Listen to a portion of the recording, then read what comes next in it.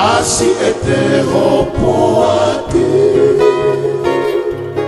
puli aki ihingo kate uvae ihe ofa kosi otofatongia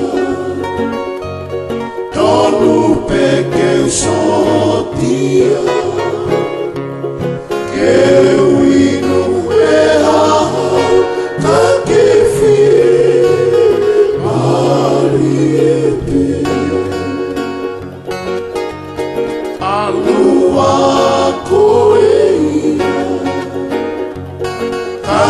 si ifokia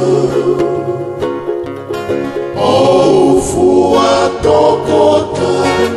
asieta kabela